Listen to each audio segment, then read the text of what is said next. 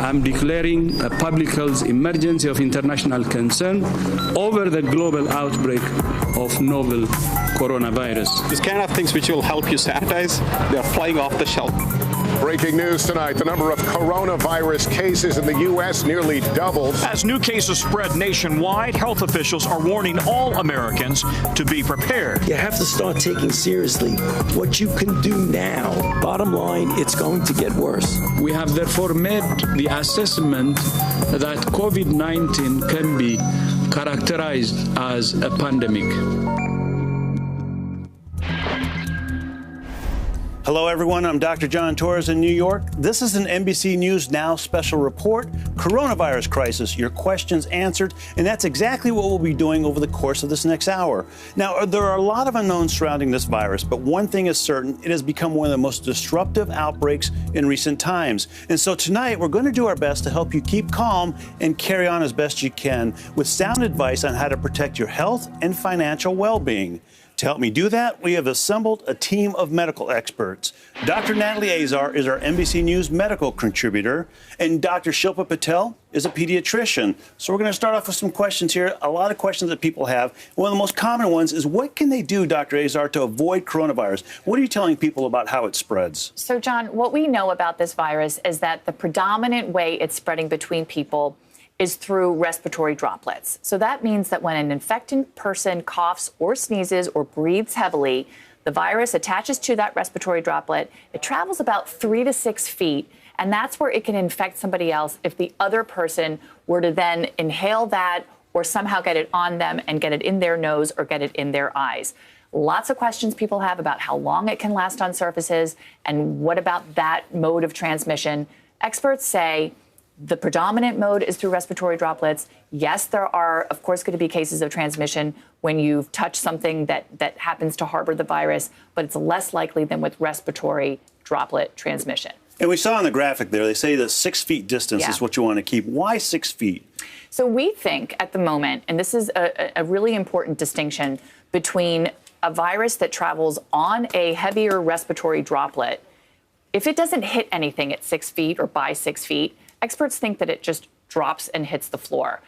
Unlike measles, let's say, which can hang out in the air and survive on dust for even 2 hours. That's more airborne than the droplet type situation. Exactly. And so that comes that term airborne, which is a little bit misleading because you think if it's going through the air, it must be airborne. But to be airborne, it means it needs to be able to be suspended in air for a period of time so that the infected person could walk out of the room, but their germs are still hanging around. It can infect people who walk in an hour later, let's say. That doesn't happen with this virus as far as we know. And that's why that 6 feet is such an important measurement distance. That you want to make sure you keep that distance. Now, Dr. Patel, you're a pediatrician. You do a lot with children, obviously. That's your specialty.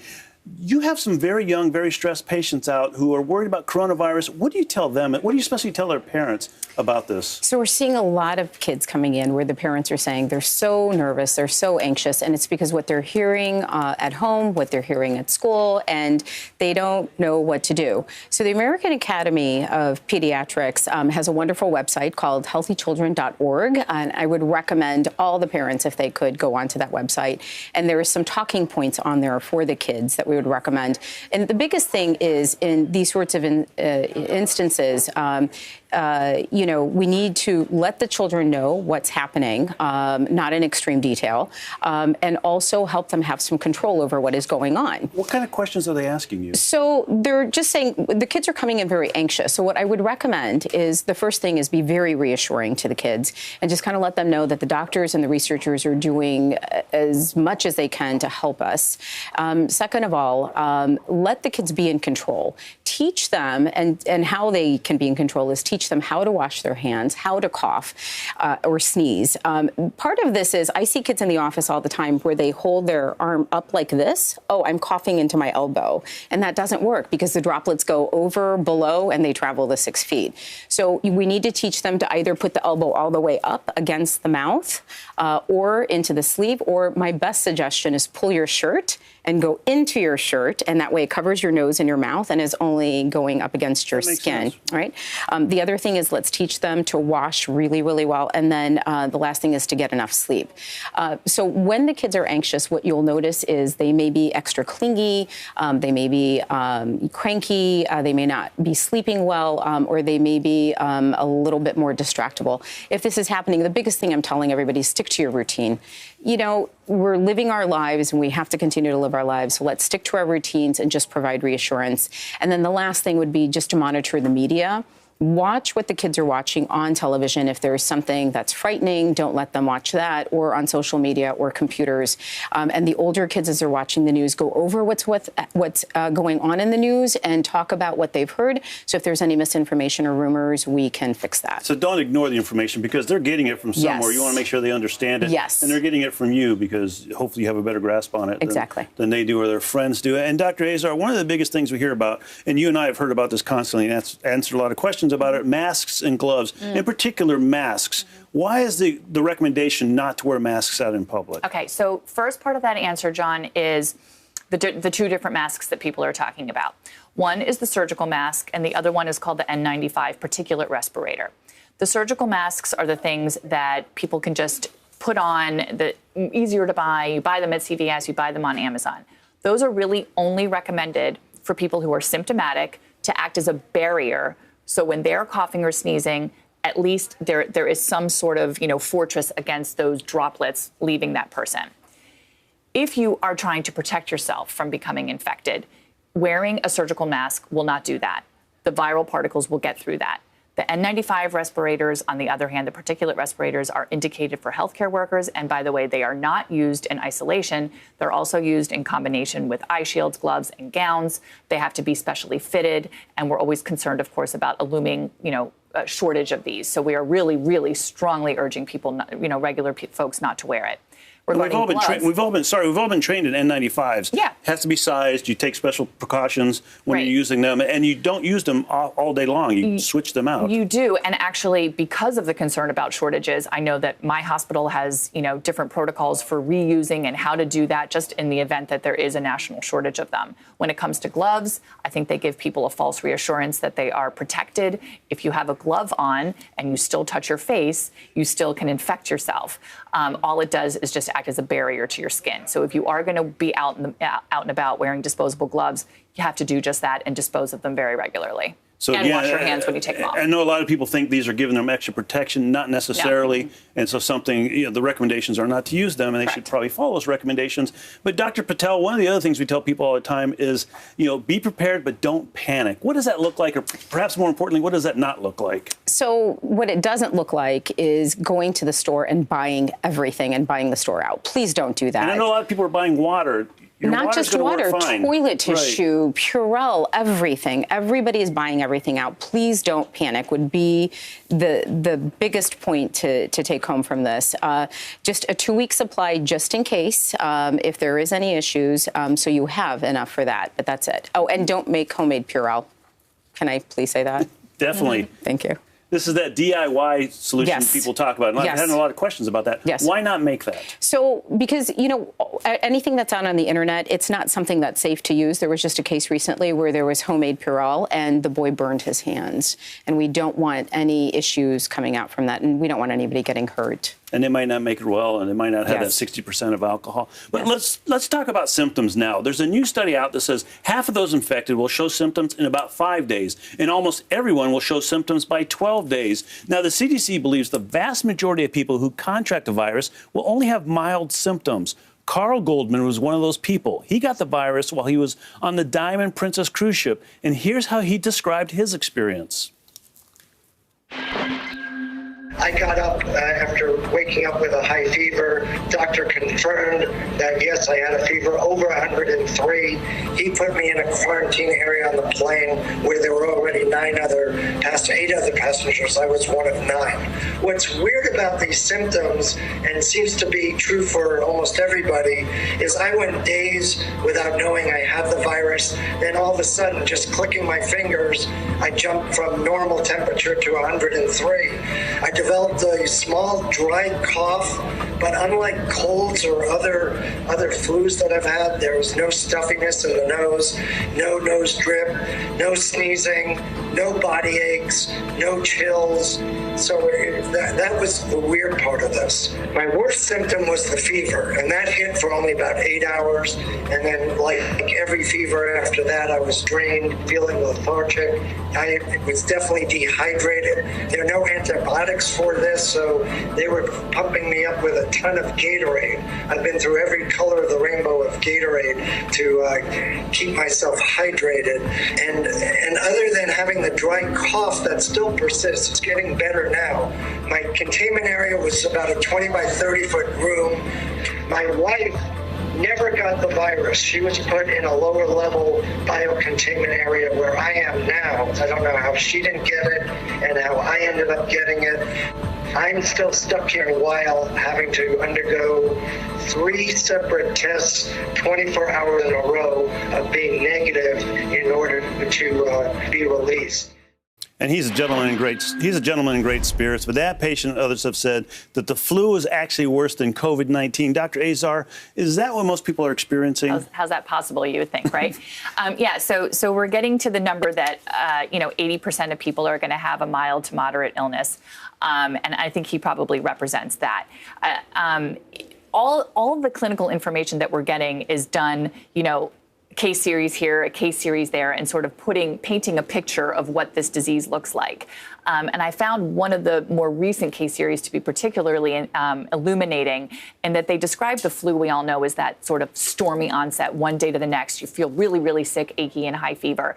And that coronavirus seems to be a little bit more indolent. So that means that, what does that mean? It means that you're starting with sort of vaguer symptoms in the beginning, that dry cough, fatigue, malaise, achiness, and then sort of it starts to progress. And I think that probably maybe reflects that COVID, that coronavirus is sort of seeding the upper respiratory tract. And then in the folks who get really sick, it starts to make its way down into the lung. And that's when the shortness of breath and respiratory distress really happens later, as you pointed out. So really keep an eye on folks who are more susceptible to getting sick. And that's one of the reasons that people with the flu just feel like they basically can't get out of bed. They feel like all of a sudden it came on very quick. Exactly. But with this one, not necessarily as much. It may not. Exactly. And we know the elderly with underlying conditions are especially at risk. But Dr. Patel, I know your own patients are a good example of the different levels of risk. What profiles someone at a higher risk? What makes someone higher risk, especially in your practice? So anybody who's got heart issues, lung issues, diabetes, or they're immunocompromised.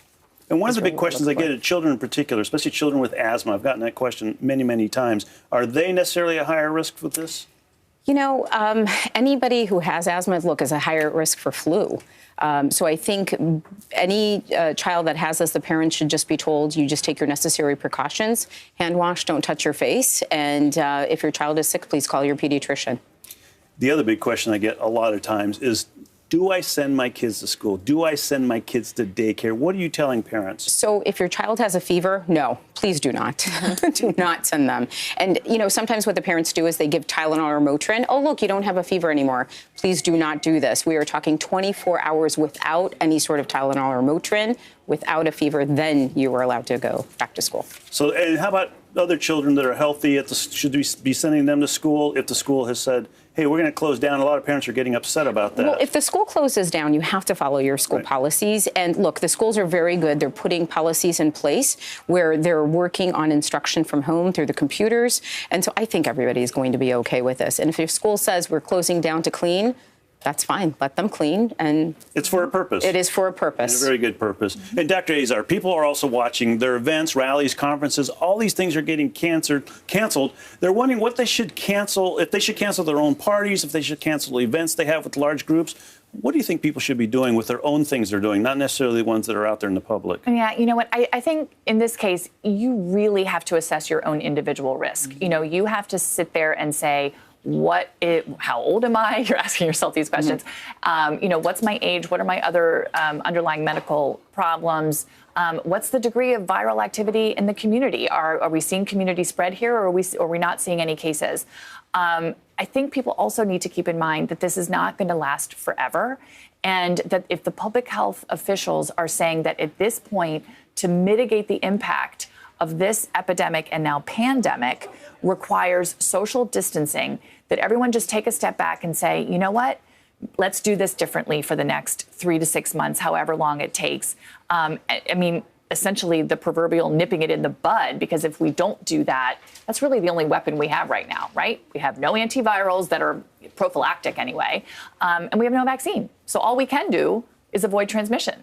And what I've heard, a good rule of thumb is, how much do you trust the people who are coming to your event to not come if they're sick? Well, that's the thing. And so if they do come when you're sick, then obviously it's not something you want to have happen. And we don't know yet, John, but like, I should be saying Dr. Torres. No, Dr. Torres, we really don't know yet, how efficient that asymptomatic transmission is. It appears to be less efficient than flu, but we know that it can happen. So, yeah, we would love it if we could trust people that if you have a fever or a cough, you stay home. But we know that A, that might not happen, and that B, people can transmit when they're not really symptomatic. Exactly. And let's talk about one of the more confusing aspects of this outbreak, which is when to go to the hospital or when to get tested. Well, here's what the head of emergency preparedness at Boston's Mass General said on that specific issue.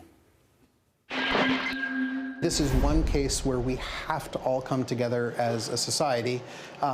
If everyone comes to the medical system for evaluation, even with mild symptoms, it overwhelms the medical system. We unfortunately did see this in China. We're going to have to communicate from the healthcare system, with public health, with everyone who takes part in this response. We're going to have to communicate very carefully. People need to know when to go see the doctor, when to go to the emergency department. They also need to know when it's safe for them to stay home. And that's hard when anxiety is as high as it is right now, but it's an extremely important message. And Dr. Azar, when is it appropriate for people to go to the hospital and get tested? Okay. If you are having trouble breathing, chest pain, intractable vomiting, diarrhea, high fever, you are going to seek medical attention. Ideally, you'll give your doc a call ahead of time so that they can let the emergency room know ahead of time so that they can prepare to have you in isolation. This is where hospitals around the country and medical offices across the country are deploying their virtual care.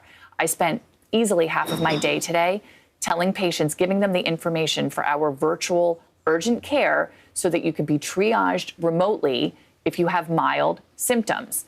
You can stay at home. You can self-isolate. You can manage this if you're otherwise healthy with fluids and fever reducers. But again, those 4 things, chest pain, shortness of breath, fever, and not keeping, down liquids, you do need to seek medical attention. Don't be worried about that. And let's talk about that for a second. Yeah. What do you do if someone in the house has the virus and they need to be isolated? What does that mean, home isolation? Right. So it's very different than home quarantining, which I think is an important thing for viewers to understand. Quarantine is when you're not sick, but you've been exposed, and you're just going to isolate. You're going to isolate yourself for about 14 days. Isolation is when you're actually sick. The recommendation, and this is CDC guidance, is that if there is a sick individual in the home with coronavirus, there should be a designated area in the house that is just for them. A bedroom, a suite, whatever the situation is. Only one person in the household should be that person's caretaker who's going in and out and obviously practicing incredibly good hand hygiene the whole time. Importantly, at this point, if someone in your house is in quarantine, meaning, let's say your spouse or somebody has been exposed but not having any symptoms, you don't need to be in quarantine also. At the moment, we don't think that the contact of a contact needs to also be in quarantine. If there's a lot of activity in the community, definitely reach out to the Department of Health if they feel differently, because there's, we know that it can spread in clusters in families. Right, exactly. But for the most part, again, somebody in quarantine, you don't also need to be in quarantine, and the isolated or the sick person needs to be in their own designated area. And this is good for adults because they'll follow the rules essentially and do what they want to do, what we tell them to do or ask them to do. But Dr. Patel, for children, to isolate children, to quarantine children in a home, that has to be difficult. How do you do that? So, thankfully, we actually haven't had, in the majority of the country, to do this. And yes, there are isolated areas and regions that we have. I mean, at that point, there's no choices. 14 days is 14 days. But I don't think that any of the children have actually been seriously ill with the coronavirus, which is not good, very thankful. But how do you keep them in the house? How do you keep them in the rooms? Come up with games. Anything you can do to entertain them, which you're going to have to do. And another big question we get, which I think we should answer, is spring is coming, warm weather is coming, and a lot of people are saying, that could help contain this virus. Well, here's what Dr. Anthony Fauci told members of Congress just about this subject. So even though the concept that when warm weather comes, many respiratory viruses diminish. We have no guarantee at all that this is going to happen with this virus. We simply don't know what will happen with this virus, and that's creating a sense of fear. So, Dr. Patel, what's your message to people about that?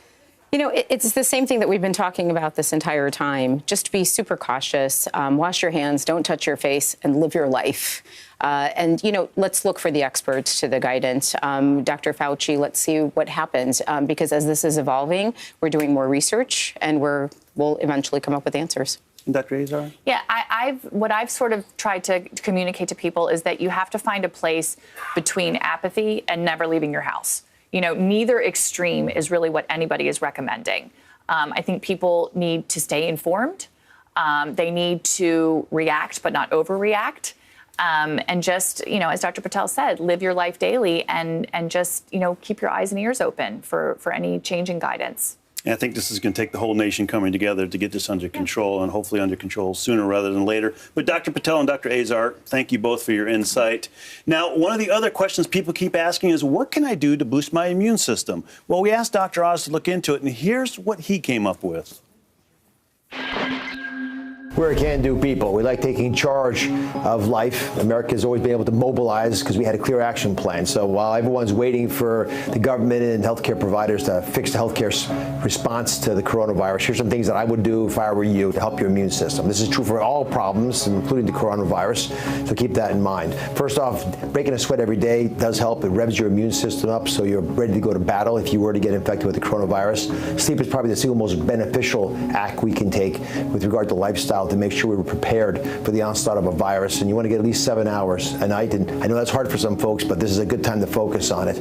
I also think it's important to start eating as clean as you can. In particular, produce is especially valuable because it contains lots of antioxidants and vitamins that are generally beneficial for the body's immune system and allows us to fight back when necessary. Let me throw out some ideas on supplements. And although these are weakly beneficial, there have been enough studies done on them that I feel comfortable recommending it to my family, so I'll recommend it to you as well. Vitamin D is probably the best prophylactic vitamin you can take. You go out and get some sunlight if you want, but in many parts of the country it's still a little chilly, so taking some vitamin D3 orally, 1,200 international units is probably a reasonable dose, makes sense. If you do feel like you're coming down with an illness that might be the coronavirus, like you've got a fever and fatigue, maybe a hacking cough that's dry, then I'd encourage you to take some vitamin C, a little bit morning, a little bit in the afternoon, because it washes out of your body pretty quickly. Zinc is also beneficial in a higher dose. That's why you don't want to take it all the time, but especially in that case might be useful. And then there are a couple ideas like beta-glucan, which comes from mushrooms, and even elderberry that have been used in some studies, again, demonstrating a shortening of the course of illness. None of these are going to make or break your response, but it might be beneficial to have a little extra nudge in the right direction. And our thanks to Dr. Oz. Coming up, how to protect yourself from price gouging and what to do if you worry about an upcoming trip. Well, our NBC News correspondents have the answers right after this. You're watching NBC News Now.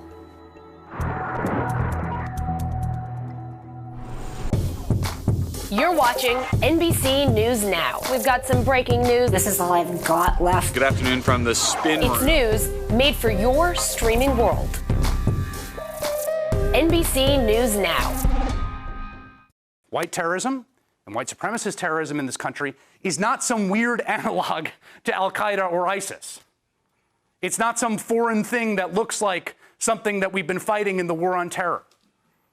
It's actually fundamentally as American as anything. And it is an existential threat to the multiracial and pluralistic, equal, and open democracy that we've been fighting for in this country since people died on the battlefield in the Civil War. Hey everybody, Steve Kornacki back here at the big board. It's more than numbers. These are the states that are going to winnow the field. They're probably going to create a front runner. It's what those numbers mean. Ideologically, you're seeing in this first wave a very similar electorate to what you saw in 2016. But age-wise, this is the big variable. This is why we don't allow Steve Kornacki to leave the building this time of year. Nobody breaks it down like Kornacki. Need your true crime fix on the go? Dateline episodes are available as podcasts. Mysteries with a twist from the True Crime Original. Wow. Listen to Dateline wherever you get your podcasts. You're watching NBC News Now. We've got some breaking news. This is all I've got left. Who brought more to the caucuses? It's news made for your streaming world. Live weekdays, 3 to 11 p.m. Eastern. Something new from Meet the Press, the Chuck Toddcast. An insider's take on politics and more with some of my favorite reporters. Get it for free wherever you get your podcasts. We've got this fundamental thing about human beings, and we've got the way that we constitute our politics. And the danger is that if our politics grow too tribal, they grow excessively tribal, then we'll lose this sort of way of talking. Why is this happening? With Chris Hayes. Subscribe now.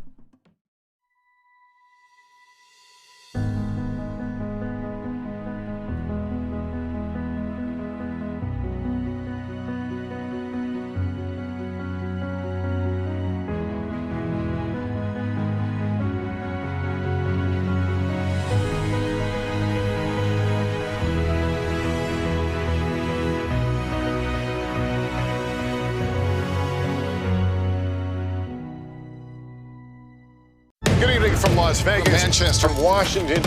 Why should your judgment be valued? I'd stake my judgment against anyone out there. Is party unity your concern right now, or is simply winning as many states as you can? It's both. NBC Nightly News with Lester Holt. We get to have our very own Today Family Getaway. It's so exciting to be here. We are serving up a Today Cafe special. Universal Orlando Resort is the place. We have just loved seeing your beautiful shining faces. How sweet is that?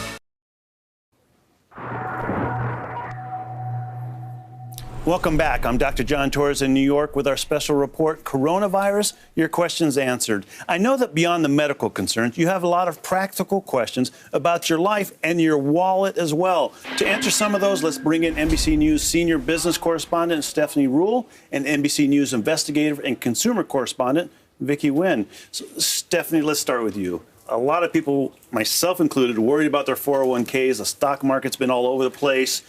It's taken a beating. What do you tell people to do? I get it.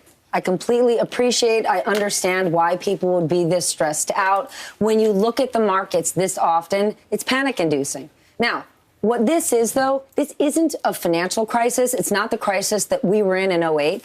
It's a public health crisis. The real issue, though, is this public health crisis, if it is not addressed in a quicker, broader way, then it is going to turn into a financial crisis. If you look at the way the market is responding to the president, when the president says, yes, we're going to do something for small businesses, and then he continues to compare this to the flu and continue to say this is not a big deal, people should go to work, business leaders know. Business leaders are taking draconian efforts to limit the amount of exposure for their consumers, for their employees. So when you see that split, that's when things are starting to get really shaky in the markets. Now, for those of us that aren't professional investors, do not dive into volatile waters at the rockiest times, but you definitely want to stay informed at a time like this. And if it is a year when you're looking to retire, I can't say that I have great news for you, but I can say hang tight. How concerned should viewers be about about this health crisis turning into a financial crisis like you were talking about? Because it's something I think on a lot of people's minds right now. It's fair to say really concerned. In 2008, when we did face the financial crisis, remember, the Treasury Secretary was Hank Paulson, the former CEO and chairman of Goldman Sachs, an expert in crisis management and risk management. What we're looking at right now, the president isn't armed with people like that around him. We know he's very angry with his Fed chair. We know that the Fed cut rates last week and it didn't help anyone. So can I say, no, you shouldn't be worried? This could turn into a financial crisis. And we know certain sectors are bleeding into recession already. Travel, leisure, hospitality, and forget the markets. We need to talk about the real economy because we forgot about the real economy after the financial crisis. After the financial crisis, we kept looking at markets. And a few years later, we said, banks are back, autos are back, we're in good shape. We weren't thinking about all the people who lost their homes in the subprime crisis. This is a consumer-based economy. When we keep saying people should work from home, what do we say to people in the service industry? If you're a barber, if you're a hairdresser, if you're a waiter, yes, maybe we're going to give small businesses some loans, but if a restaurant is empty tonight and it fills up in a month, Still, you're not going to make up for all that money you lost. There's a real problem that our consumers are going to face right now for real Americans. And the problem could be that people living at or below the poverty line are going to suffer the worst. And that just keeps going on, because if you're a construction worker, you can't work at home. There's a lot of jobs you can't work at home. And so it's going to be interesting to see what happens. Dr. John, you were talking about the importance to take this social space, be 6 feet apart. Well, in a homeless shelter, you sleep 6 inches apart. Exactly.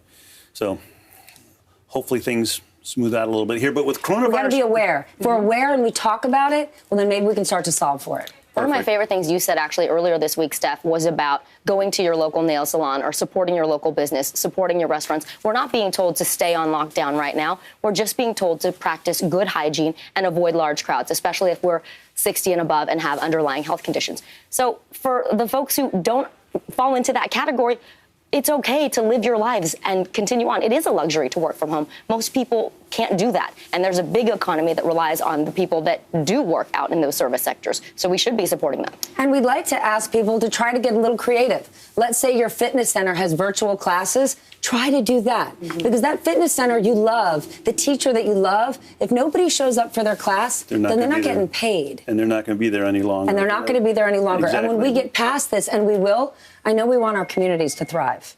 Exactly. And with corona cases on the rise, demands for products to prevent the spread is increasing. That's creating a major problem for consumers, price gouging.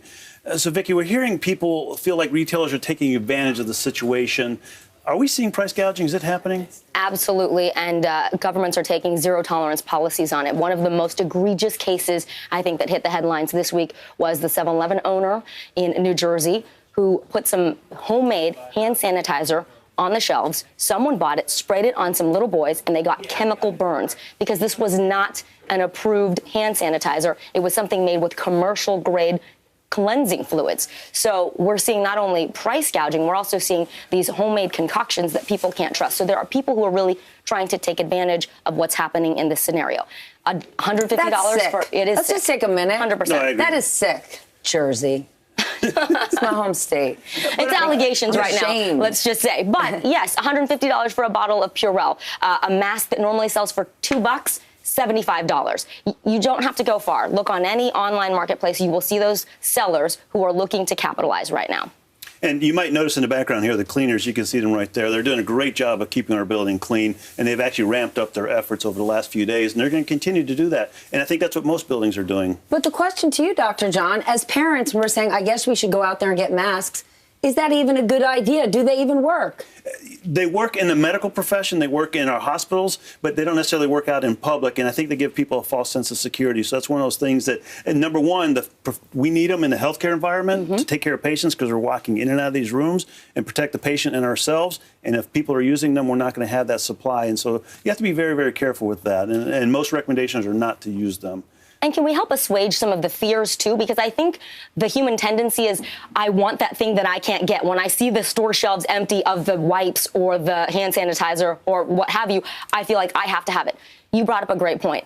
We didn't have hand sanitizer 10 years ago. We had good old bar soap and water, and that is still the #1 gold standard for helping us protect ourselves from coronavirus. I get this question all the time. What do I do if I can't find hand sanitizer? It's like, wash your hands. And don't touch your face. Don't touch your face until you wash your hands. It's very simple. It's hard to accept, but that's truly it. If you can't get your hands on a mask, you don't need a mask. If you can't get, disinfectant wipes, you don't need those. Just wash your hands often. And if you can't, don't touch your nose, right? Your mouth, your eyes. Exactly. You could literally have coronavirus on your fingers. Right. As long as you don't touch your eyes, nose, or mouth, you're not going to get sick. Exactly. It does not go through your skin. 401k advice is the same. Don't touch your face. Don't touch your 401k. I love that. And also, think about people who are clearing out the shelves of a grocery store or a Costco. Right. Do you know who can't do that?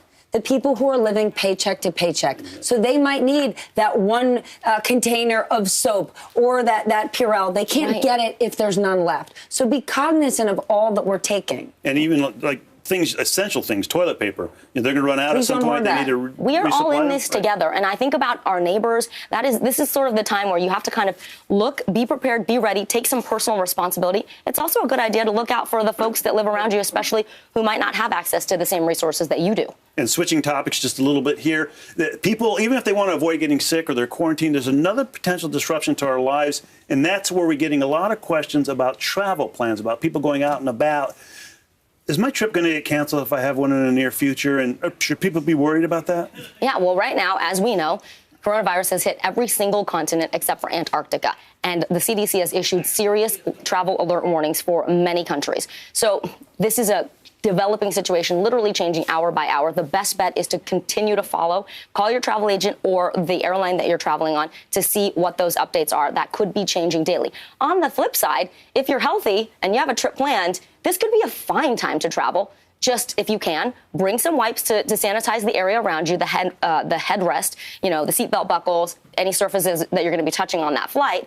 Don't touch your face. You'll be fine. You'll probably have the whole row to yourself, if not the whole plane. I mean, we were talking to someone who came back from a North Carolina flight. 100 seats, there were 20 seats taken on that plane. But I wouldn't assume if you want to cancel, you'll get a refund or you'll get a credit. This is a time, if you want to make plans, spend the extra money and buy the refundable ticket. Don't assume if this gets worse and there's more warnings, you're going to be able to get let out of that trip. Because but even with the trip insurance, that might not cover you at this point, correct? Right. Correct. Because it costs more. There's something called CFAR insurance, cancel for any reason. Typically 60% more for the premium, and sometimes it only covers about 75% of the non-refundable costs. So this is a time to read the fine print. It is not one size fits all across the airlines or cruise lines. Don't make assumptions. You're right. That's where everyone gets in trouble. But I will say and give credit to the airlines who are trying to be flexible, who are really trying to goose the market and get people back into the travel flow. And maybe by the summer, things are going to look very different. And right now, there are some screaming deals to be had on round trip tickets. But read the fine print. Make sure you understand what the cancellation fees are and the change fees are. We might see, I'm not calling it a government bailout, but specific industries like the airlines, you might see the government step in and try to do something. And I don't believe we would see the same kind of public outrage that we saw in the financial crisis, because this is much more like a natural disaster. And the airline CEOs, some of whom have already foregone their salaries for the rest of the year, are trying to solve for this. And it's not just executives that they employ. Think about it. From the pilots to the flight attendants down to baggage handlers. It's an entire industry. Think about all the people you interface with when you go to an airport, many of whom are low-wage workers. You got to consider all the jobs that are impacted here. Yeah, it's a whole ecosystem. And to try and get this under control and to try and, what they say, flatten out the curve, to try and not get it to spread quite as quickly, a lot of companies are urging employees to work from home in an effort to help slow the spread of the coronavirus. But that's not necessarily an option for everyone. Stephanie, what can people do if they can't work from home? I mean, that's the thing that we're not even talking about that much. What if you were a carpenter? There are many jobs that you can't. We've got 2 million people that work in trucking and ground transportation and people in the gig economy. And if you think about those in the gig economy,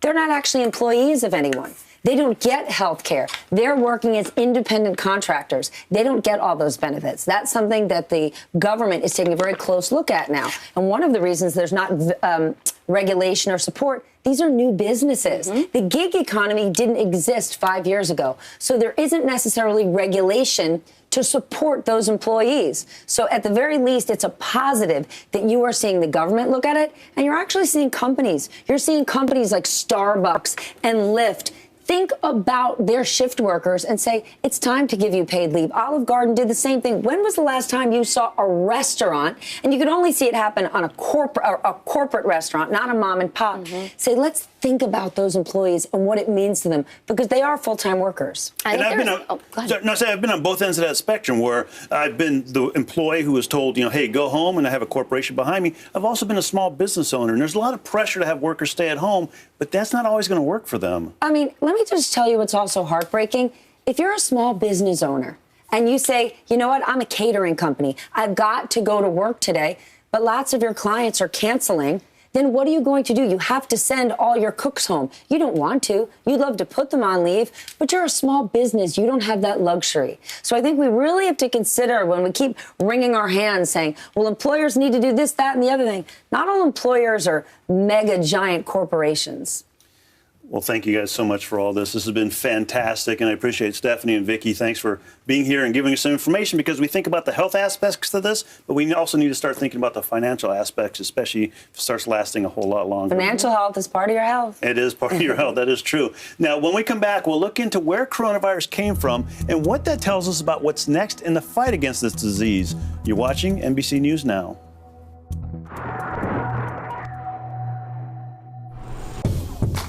You're watching NBC News Now. We've got some breaking news. This is all I've got left. Good afternoon from the Spin It's Room. news made for your streaming world. NBC News Now. We get to have our very own Today Family Getaway. It's so exciting to be here. We are serving up a Today Cafe special. Universal Orlando Resort is the place. We have just loved seeing your beautiful shining faces. How sweet is that? Need your true crime fix on the go? Dateline episodes are available as podcasts. Mysteries with a twist from the True Crime Original.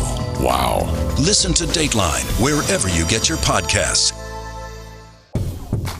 You're watching NBC News Now. We've got some breaking news. This is all I've got left. Who brought more to the caucuses? It's news made for your streaming world.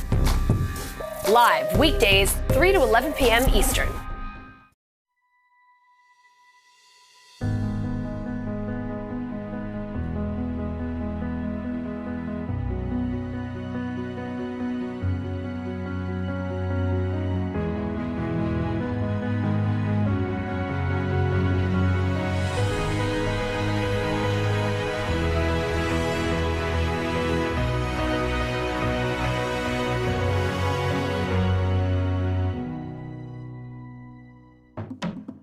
We've got this fundamental thing about human beings, and then we've got the way that we constitute our politics. And the danger is that if our politics grow too tribal, then we'll lose this sort of way of talking. Why is this happening? With Chris Hayes. Subscribe now.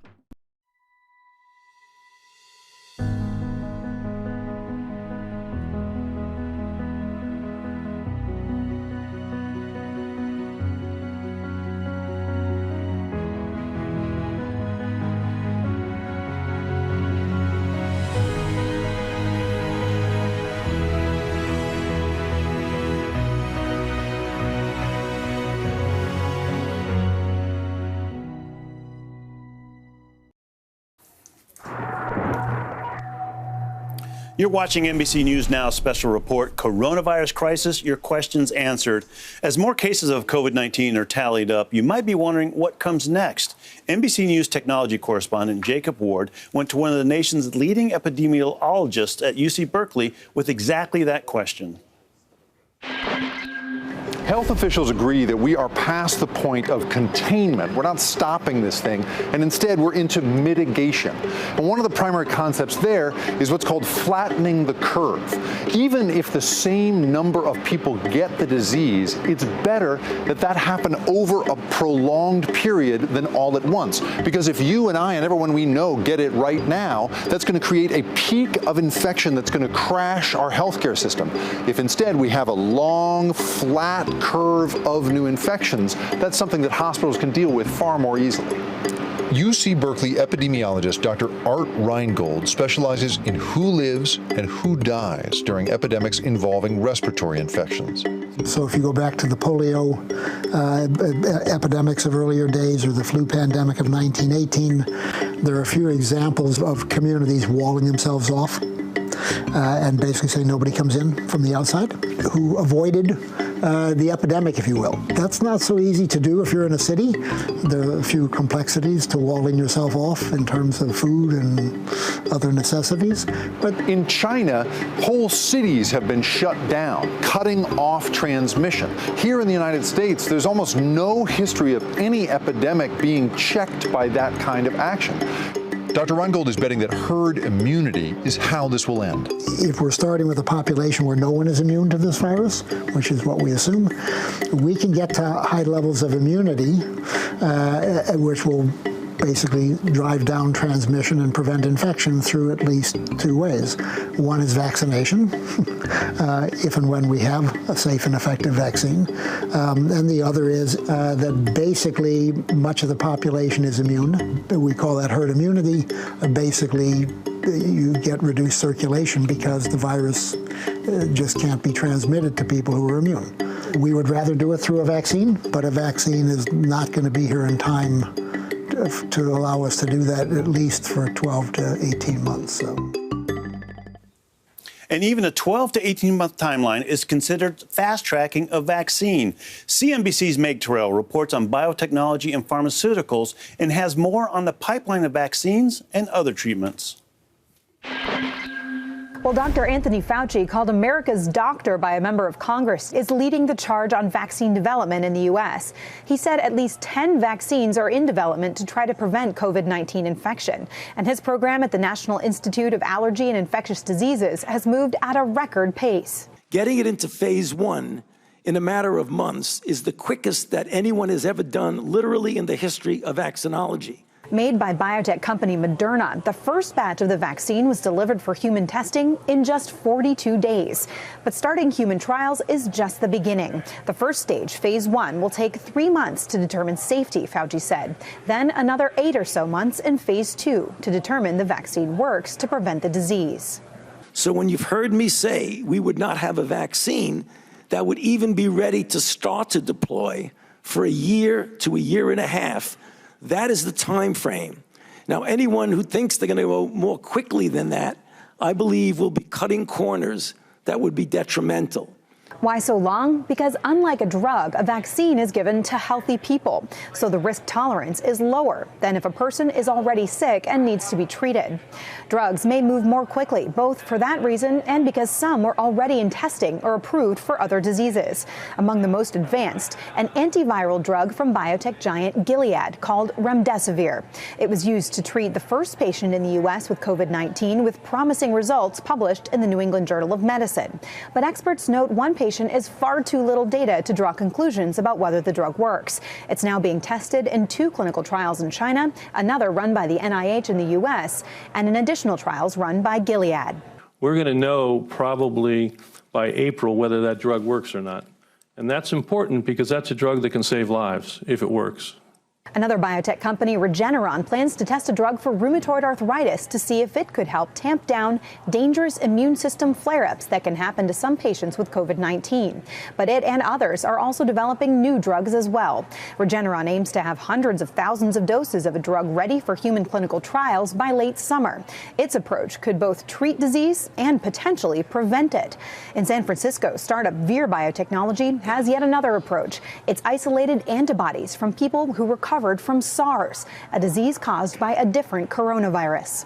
The people who get infected with a virus or another infectious agent and recover often do so because they make antibodies, which are proteins that circulate in the blood that bind to the pathogen and block its activity or block its ability to infect cells. Vir chooses the optimal antibodies and will test those for activity against the new coronavirus. The company is also working with the NIH to identify antibodies from survivors of COVID-19. Vir's CEO George Scangos saying they hope to know within a few months whether they have an approach that could work, but it would still need to be tested in clinical trials. Dr. John. Thanks, Meg. The whole world may be watching and waiting for a vaccine or for any medicine to help treat coronavirus. But there are researchers working just as hard to find out where COVID-19 actually came from. And here's NBC News chief foreign correspondent Richard Engel in Singapore with the likely culprit. Dr. Anderson took me to another part of the facility to show me where the virus came from. Bats gathered in China for food. A vet here captured one, and in a containment cage, she showed it to me. And why bats? How confident are you that the coronavirus came from bats? So I'm probably 90% confident that the new coronavirus came from bats. The initial contamination, she says, likely happened here at a filthy animal market in Wuhan, China. Someone there, she believes, butchered a bat, came into contact with its blood or urine, and then touched his or her mouth or nose. And answering the question of where COVID-19 came from does more than just give you something to blame. It will also help scientists address this and other illnesses that make the jump from humans to animals. Elodie Gadden is an epidemiologist and a molecular virologist at New York University's School of Global Public Health, and this happens to be her specialty. So, Elodie, thanks for being here, number one. But let's start off with, how do we know that it's actually the bat's fault? Well, if you look at the genetic information of the virus, and that's what we do when we sequence. So the genetic information has basically, that's what the genome of the virus has. And this indicates what the provenance is from. So the genetic information is like a barcode. And if we compare other viruses that have been collected in bats, and the SARS from 2003 was a bat virus also, and it's very similar to our current SARS-CoV. And looking at these viruses and looking at their genetic information is like looking at a family tree. You can trace who resembles whom. And that's what we're doing exactly with this virus. So they're able to look at the virus in humans and trace it all the way back and say, this is where it started. It started with these animals, in this case, bats. That's right. So if you compare that information, it's basically so similar that for that to happen randomly is practically impossible. So we know the ancestor of the virus in humans had to be a bat virus.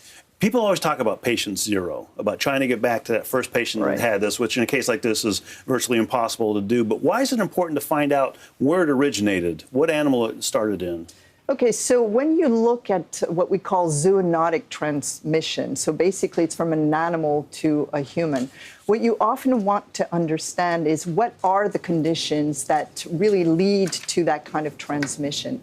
So knowing where the virus comes from is important from an epidemiological standpoint. It's, if it comes from bats, could we prevent such emergence by preventing the contact of human and animal or wildlife, in this case, bats? So it's important to know where a virus comes from. One of the big questions I get from viewers is this mutating? Is this virus going to mutate and we're going to have to do something like we do with the flu, or could it even be more deadly? Is that something to be scared of? Well, a virus always mutates. Just by nature, viruses mutate quite quickly, and that's part of their adaptation to their new hosts. And so it will mutate, and it's very possible that it'll be like flu, where the mutations will lead to new surface proteins, and that's what our immune system recognizes, are basically the proteins on the surface of the virus. And the virus, it's possible that coronavirus will be like flu, where although now we're all susceptible and we will eventually, we suspect maybe 70 to 80% of us will catch it, that means we will have some resistance against that version of the virus. And it's possible that it becomes a seasonal coronavirus like we see in the human population. We have human coronaviruses that come back every year.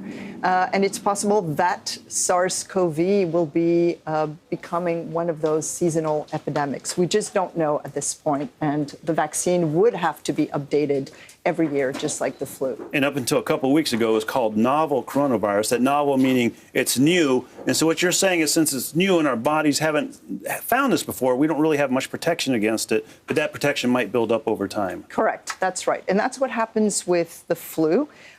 All flu, seasonal flu that we see today were pandemics decades ago. So the 1918 flu that we always talk about as the worst pandemic we've seen in our history actually is now a seasonal flu, or became a seasonal flu until we had another pandemic in 2009. And this one also has become a seasonal flu. So excellent. So hopefully it gets to that point where this coronavirus turns seasonal too, and isn't affecting as many people as fast. But there's been a lot of misinformation about coronavirus on social media. NBC News reporter Brandy Zadrozny took a look at what we should watch out for now. Now, the platforms have really made inroads to stop the spread of this dangerous information, and today I'm going to talk to you specifically about what Facebook's done. They've made a lot of inroads clamping down misinfo on the platform, but one place that it's still really thriving is in its groups. Facebook Groups is a feature of the platform where people can gather and sort of talk about any topic, really. And there are almost 100 right now coronavirus groups led by people that are not doctors, are not medical professionals, and aren't experts, sort of leading these discussions. Where that can get dangerous is sometimes these groups are called something like coronavirus CDC updates, but they have nothing to do with the CDC. And they're really spreading hoaxes, lies, misinformation. And so you have to be really careful about what kind of groups you're following, if you're following these groups at all, and really source out the information. So a search for the coronavirus on Facebook brings up really reliable information. The problem is when you go over to the tab that's groups, it's coronavirus, coronavirus, coronavirus warning watch, coronavirus updates. What's more dangerous about this too is when we start looking at groups that are known for spreading misinformation, like this one, Stop Mandatory Vaccination. This is Facebook's largest anti-vaccination group, and what it's done is it's really leapt on this coronavirus misinformation and conspiracies to spread its own and sell its products. So if you just look here, you'll see all sorts of misinformation about coronavirus, and then changing it to be an anti-vaccination message. So I do want to leave you with one thing today, and that's how you can spot where a group is coming from. So this is the coronavirus official CDC updates group. It is neither official nor is it at all affiliated with the CDC. But how would you know that? So what you can do is go to this About tab, give it a click, and then on your right, you'll see a tab that says History. If I just click on the See More, I can look through this group's history and see that it changed its name. It was originally in 2018 when it started, Alexandria Ocasio-Cortez for President 2020. It then changed in 2019 to be Hurricane Dorian official NOAA updates. And now it's leapt on the coronavirus as the newest way to get followers, gain clout. So you have to be really careful about where these groups originated, and that's a really good tip to help you find out. Now, Facebook's been doing a lot to combat coronavirus misinformation on the platform. They're downranking bad information. They're giving the WHO and other public health organizations free ads to spread their message. And just recently, they told me that they're going to stop recommending coronavirus groups in the right recommendation rail. Specifically, Facebook told me, we're focused on connecting people with accurate information and removing harmful misinformation related to COVID-19, including in groups.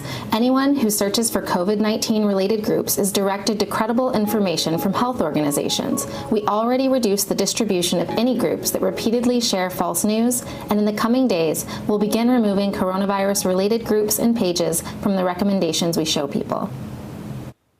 And speaking of misinformation, Elodie, I hesitate to talk about all the conspiracy theories that are out there, but I know you can speak about the genetic science that disproves a lot of these that people are talking about. That's right. I mean, just look at the genetic information and we know where the virus comes from. It does not come from a lab. One of the biggest theories I hear, one of the biggest conspiracy theories I hear is that BSL lab in Wuhan, China, they're the ones that released it. But you're saying that's not necessarily true, that we have proof that that's not true. Correct. I mean, we know when a virus has been created in a lab, there's like information in the genome that tells you how they constructed it. And this is not what this virus is. We know where it comes from. And just real briefly here, you're being an epidemiologist and a molecular virologist. How worried are you about where we are right now as far as the country, as far as how we're prepared for this and how we're dealing with it? I'm worried because we don't know where the virus is. We don't have enough tests that have been done, and so we're flying blind. And that's scary. It's scary during an epidemic. So it's coming down to the testing. And the testing, what I tell people often is the testing won't necessarily help me if I know I have it or don't have it, but it's more of a public health issue. It's going to help us know where to put our forces, where to concentrate our equipment and concentrate the people and the healthcare workers. That's right. And we know, if you have it, to do social distancing, but also it will give us better numbers of what is the real prevalence and also the death rate. Excellent. And so hopefully we get that all under control because it's extremely important. I think we're just at the beginning of this battle. Like a lot of experts have said, including Dr. Fauci, it's going to get worse before it gets better, but it will get better. So Elodie Gedden, thank you again for being here. That does it for us this hour. Remember, our coronavirus crisis team is closely tracking the story and providing updates across all NBC News platforms. And of course, the latest information is available at NBCnews.com/coronavirus. I want to thank everybody for joining us this hour. NBC News Now continues next.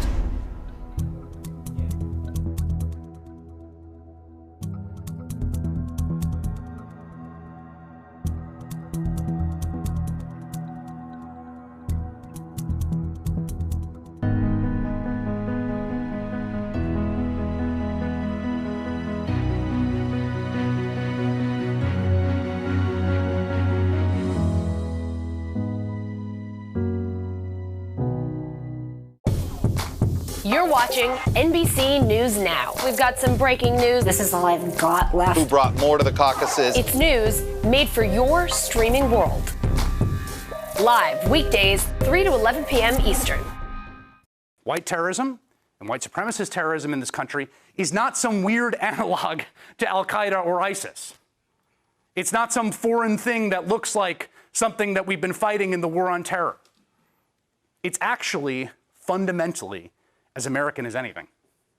And it is an existential threat to the multiracial, and pluralistic, equal, and open democracy that we have been fighting for in this country since people died on the battlefield in the Civil War. This is an NBC News special report. Here's Lester Holt. Good evening, everyone. We're interrupting our regular programming to bring you remarks from President Trump on the coronavirus outbreak, now a pandemic.